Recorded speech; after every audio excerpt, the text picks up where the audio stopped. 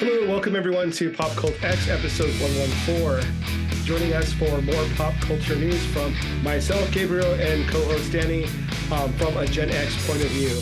Let's go ahead and get into it, Danny. What you got? What's going on? What have you been up to? Well, I watched a cool movie, which I really want to talk about. I even teased it on social media because I just thought it was such a great film. But before we get into that, I just want to talk a little bit about a newsletter that I received today. It's written by Scott Snyder. He writes like Night of the Ghoul. I think he wrote a Batman and many others, right? But he wrote a newsletter today that was called like a State of the Comic Book. So kind of like a State of the Union address type of thing.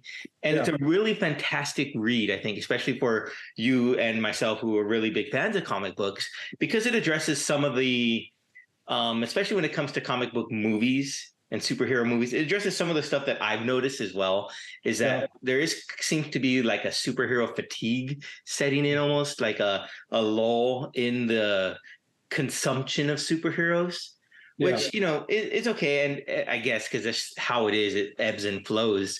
But he really says that it's time right now for writers, comic book writers in this lull to take advantage of it and take big swings, basically, make big changes within staying true to the characters, but make big changes and just go for it, as opposed to just relying on, formulaic stuff that have, been in the past and what have been used over and over again. So why not take that big chance when maybe people are getting tired of the same old thing to make progression? He mentions Across the Spider-Verse as a big swing that really, will help advance forward the storytelling. So I think if anyone out there is interested in it, I'll put a link in the description, but it's Scott Snyder, and I think it's on Substack. It's called like Our Best Jacket or something like that. So go give that a read. I really think it's worthwhile to read it if you're a comic book fan. Nice. One other thing that I forgot that we haven't mentioned or that we really didn't discuss is the new app Threads. That's something that everyone is kind of joining the bandwagon. Mm-hmm. I joined. I know you've joined. We're on as PopCultX. Mm-hmm. It's been like almost a week now, right? Right. It's been a week, and I think they are over 100 million signups.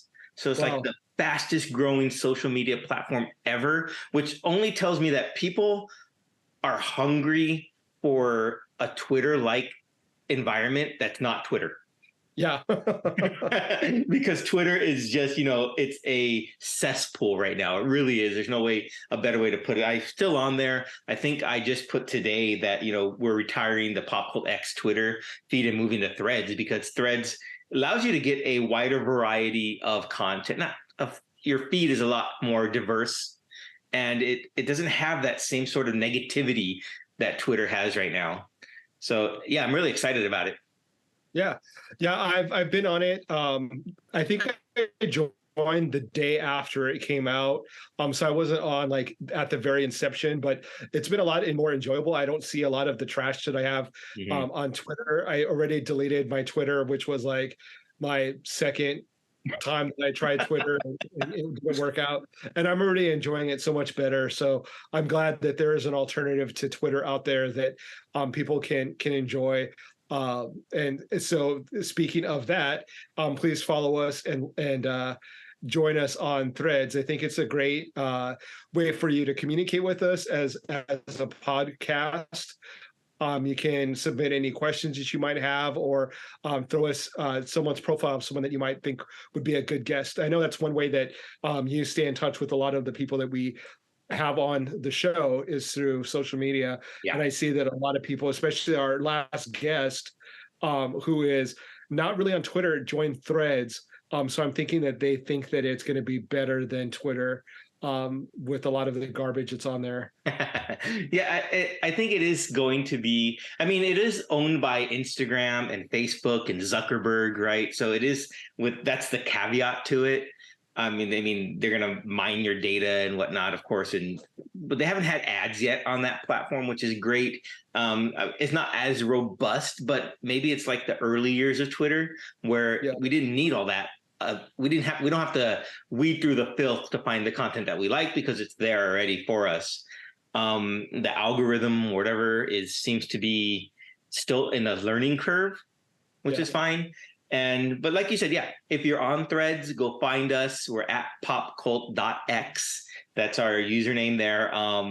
Yeah, I really want everyone to so we can interact with people. It's very fun to interact with our guests, our people who listen to our show, watch our show, and I think it's just a great new and exciting way to do that. Yeah, yeah, absolutely. Speaking of new and exciting, there was a new movie that came out on Netflix that we both watched that we wanted to talk about, and that was Nimona, right? Mhm. That came out, animated feature. That how would you describe it? That sort of like futuristic fantasy Right.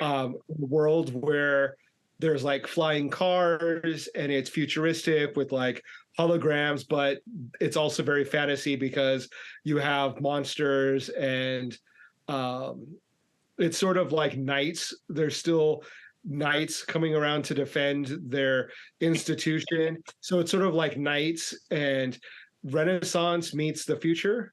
Yeah, it's like a And, futuristic medieval, I think is right. Yeah, that's yeah. what I'm trying to say in so many words. And I really liked it. I thought it was really cool. The main character Nimona is a very complicated person in that she's a shapeshifter. So some people view her as potentially a monster. So she has started to view the world through that lens, right? As if you're going to see me as a monster, I might as well become a monster. Yeah. And then there's some other characters that um, kind of see her for what she is, which is a good person, a good friend, and then the hilarity and hijinks ensue from there. But I really liked it. I love the attitude of the character Nimona. She's like a spitfire, like little Oh, heavy metal, like yeah, a rocker kind of badass, and I just really enjoyed it. It was really cool animation. The animation style is really cool. The mhm. voices, I think it's what Chloe, what's her name, Chloe, Chloe, I had it right here. Chloe Grace Moretz as yeah. Mona and Riz Ahmed as the other lead. Yeah, Yeah, Ballister. yeah, really cool. I thought it was interesting. I didn't know what to expect when you messaged me that there was this new animated feature on Netflix. I was like, oh, what is it? And then I saw it and I thought, I'm not a big fan of medieval like fantasy stuff, but it was really cool. I really liked it, and I think that if that's like a special power that you could have, shape shifting is definitely on the top of Hmm. the list of really cool powers to have. That's just like to be able to turn into any type of animal. Could you imagine that how Yeah, badass that would be? yeah, that would be really cool, especially if you love creating havoc as she does. Yeah, Yeah. yeah, it was really a great movie. The animation was top notch. The Mhm. story was great. The message underneath the story was also really great as well.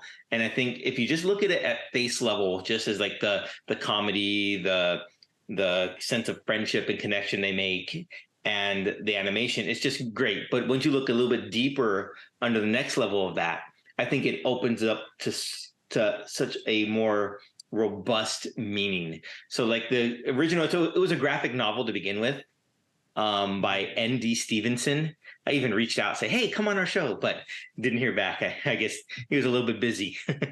um, but it's so, and I think one of the main themes that it hit on for me is that we can be have one line of thinking for our entire life, right? Mhm. And then someone comes along and just completely can change our mind and open our eyes to so much more that the world has to offer if you allow yourself to be in that moment. And that's what the main character voiced by Riz Ahmed Ballister does. He's a knight.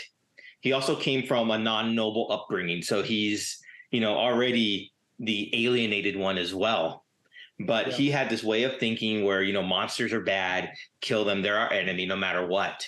And then he meets Nimona and he changes his mind, changes his heart.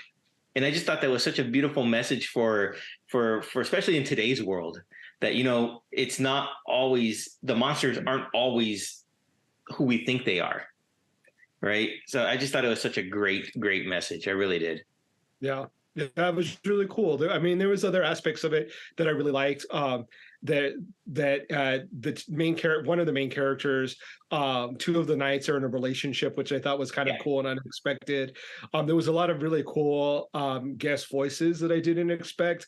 I believe India Moore and RuPaul Charles played Hmm. sort of like newscasters, which I thought that was really cool that they Yeah. were in that. Just a really cool voice characters. The design of it was really cool. The plot was, like you said, really interesting. There's a lot of levels to what was really going on, and I think a lot of us can relate to, being viewed by other people one way and feeling another and feeling Hmm. vilified. Um, and being able to really show people who you really are, and allowing people to see who the real you is. So really fun animated feature. Yeah, and I highly recommend it to everyone out there. I mean, even if you don't have kids and you just want to watch an animated film, because animated films are for everyone. Yeah, So it yeah, was really, yeah, I want to watch it again. I liked it that much. I really enjoyed Nimona's personality and her character and her outlook on the world, which, even though it was coming from a yeah, place, like you said, because she was alienated and she was already put as the outcast, and so she fulfilled that role.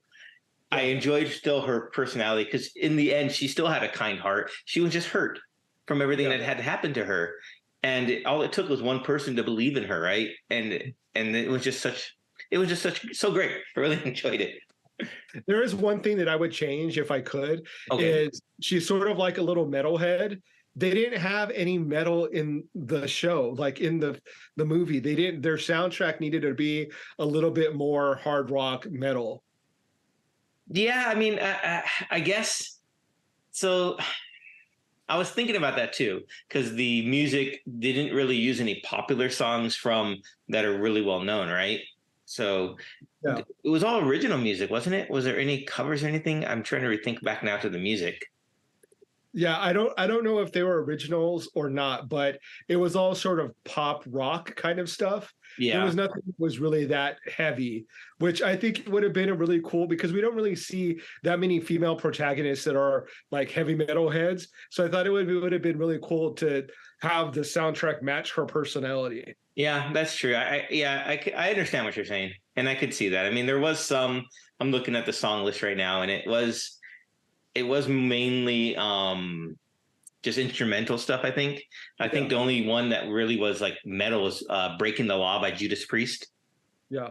So, but yeah, I could see that they should have included more metal songs in there, Yeah. especially when, like, anytime maybe when she goes through a shape shifting rampage would have been a perfect moment for it. But that's nitpicking, I think. So Yeah, no, it definitely is nitpicking, but I think it was a missed opportunity, because they allude to the fact that she's like a metalhead, yeah, and there is such great metal music out there that I think it would have been really cool to have that like really hard metal soundtrack for a kids movie, yeah.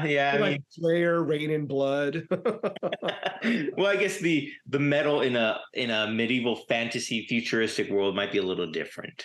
I don't know. What would that sound like? That's a good Yeah, question. So if any metalheads or metal bands out there want to kind of like create a song for this, bring it to us. We'll play it on our podcast for you guys. I think that'd be kind of fun. yeah. So Speaking of metal, go ahead. go ahead. No, go ahead. Speaking of metal. I was just gonna say, speaking of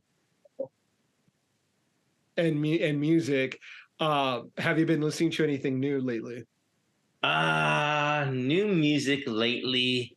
I listened to so Olivia Rodrigo released a new song called Vampire for her forthcoming out second sophomore album, which comes out I think later on this year. But it was a really good song. It surprised me. It had a good beat to it. I like so it starts off a little soft, a little I don't want to say acapella, but a little more on the softer side, but then a big builds up into it. And it's such a really good song. I don't know if you've heard that one yet or not, but it's quite a good listen. I'm not really a big Olivia Rodrigo fan. I think I've heard some of her stuff, but it's a little bit too poppy for me. I've been listening to a lot of stuff from the '80s, like New Order, Erasure, Pet Shop Boys. Hmm. A lot of that like new wave electronic music that came out of the '80s. That's been sort of on my heavy rotation lately. So full on like Gen X stuff that, we listened to growing up. Oh yeah, definitely. I mean, I still have that. What was I listening to the other day from the 80s? I think I was listening. Oh, what was it? I don't recall, but I was listening to something. I always have a playlist or a soundtrack ready to go at night. I would just chill out to music at the end of the day. Yeah. Um, Right on. Comic Con is coming up next week, I believe, or 2 weeks from now. I wish PopCultX would have been invited to it as we were at WonderCon, but it's okay. A lot of our previous guests will be there signing. So if you guys enjoyed hearing our conversations with the likes of Maria Wolf, Jason Sean Alexander, and many others, Ed Luce is going to be there. So if you enjoyed that, go find them at Comic-Con if you're going and say hi, say, hey, I saw you on PopCultX, and who knows, maybe they'll give you like a high five. Yeah. Yeah, for sure. They're all cool people, so I'm sure they would 100%. Yeah, high five. And they tell you to move. I'm depressed that I'm not going. Like, I didn't really think about it in advance in order to buy a ticket because I thought I was somehow going to get a ticket like I did last year. And lo and behold, here it is, a week or two away, and we're sitting on the sidelines. So, do you venture out to downtown for all the free events that are outside of Comic-Con? I have before, but it's such commercial stuff that it's not as fun as one would think it is. I don't know. Like it depends. Like there is cool stuff because you do get to see people dressed up and in their cosplay. So I don't know. Maybe I will go and check it out. It's just so crazy and hectic. If you're not actually going to the convention itself, it's like, is it worth just going to see all of that stuff going on outside? Maybe it is. I don't know. I'll have to check it out. Yeah, I know. I wonder how many Blue Beetle cosplayers are going to be there this year because they released the second trailer for Blue Beetle, which comes out in August, and it looks so great. I mean, just the way that CGI comes along with it just looks really cool. It looks really fun, and it's great to see a Latino superhero on the big screen in the lead role. So it's really going to be really fun. Yeah, if there are not a lot of Blue Beetles, I'd be surprised. But definitely moving forward, I think there's going to be a lot of Blue Beetles because it's such a cool costume. It's like it lends itself to being replicated in cosplay, I think. Yeah, I think it. I mean, especially with a lot of the what are they called, like makers or something, people who like create all that stuff. Just all the pieces that come involved with it, right? So like all the weaponry, all the different scarab arms or whatever you want to call it. It's just. I think it lends itself perfectly to it. Yeah, I agree. I can't create a Blue Beetle suit, but I agree. Yes, I want to see you create one, Gabe. Come on, you can do it. If there was a cosplay that you were going to dress up as some sort of pop culture icon, who would you dress up as? I wouldn't mind doing a Wolverine. Okay. I think that'd be kind of fun. Maybe like a old man Logan version of him, So, but because I'm shorter, so Wolverine's supposed to be short, not the tall Hugh Jackman style. Which did you see that photo of Hugh Jackman and Ryan Reynolds? I did. It looks really cool with the yellow suit. Yeah, it looks really cool. I was like, oh wow, that looks actually pretty cool. So I'm excited for that Deadpool 3 coming out with Hugh Jackman in it as Wolverine. And a lot of the other X-Men, right? Like, I think they're saying Famke Janssen, Halle Berry is going to be back in it. Oh, really? Yeah. Interesting. So is Deadpool 3 an MCU film or is it just under Marvel? I think it's under Marvel, but it's not officially an MCU. Okay, so this is not introducing X-Men into the MCU at all. Okay. I was wondering about that. So, but those are great because Famke Janssen is definitely like my favorite Phoenix of all the iterations of Phoenix that we've had. Have you watched any of the Secret Invasion on Disney Plus? I haven't watched it yet. No. Okay.